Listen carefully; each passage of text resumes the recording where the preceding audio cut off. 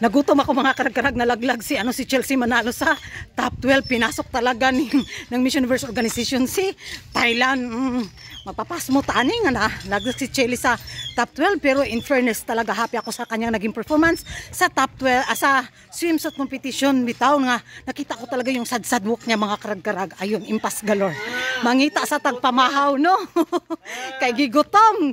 So pasok si Denmark, pasok si Peru, pasok si Chile sa akin, pasok si sino pa yung sa top 5 ko. Isa lang yung nalaglag, si lang yung nalaglag sa akin sa so grabe sa top 12 mga karag-karag sa Asia. Bitaw si kung ano yung nakapasok, no? Si Thailand. Ay, alam na this magiging reaction ko. Happy pa rin ako kasi hindi tayo na El Tocoyo. So yun yung mahalaga, at least lumalaban tayo, pero wala talaga, hindi talaga nadala ng power ni Chelsea Manalo mga karag-karag.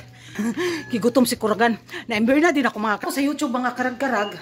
Uy, wala man ko'y sudan. Panay man, ang gipang-gipang black man yung mga nag-live na napanood ko. Tapos, nawala yung kuryente dito sa amin. Halaka, buti na lang bumalik, nakatagpo uli. Nakatakbo ako doon sa auntie ko na may TV sila at may load yung nila ba. Internet nila, ayun, nakapanood ako. Ay, naluka ako, top 12. Pero, so proud of Chelsea Manalo mga karag-karag. Diba? Sabi nga natin, wala tayong expectation, diba? So balik tayo doon mga karag-karag, hindi pa tapos yung Miss Universe 2024. Makichismis tayo kung sino yung recipe niluluto ng Miss Universe Organization. Ay, akong sudaan inununan. Magkapasmos-pasmo lagi tani. Papastang inita ko Laban Kuragan para sa ekonomiya, para sa pangkabuhayan. Showcase na ni. Makapagbigay tayo kay hindi hilin ba? Di ba? Don't skip ads mga karag-karag. Alam niyo na kung kung saan mapupunta yung natin, payuda. Ay, nandito na ako.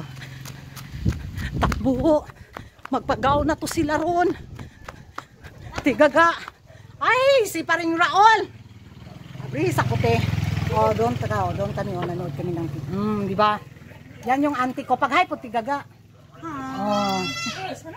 Suki ko to sa Miss Universe every year. Dito kami nanonood sa kanyang bahay kasi gisira yung TV ko.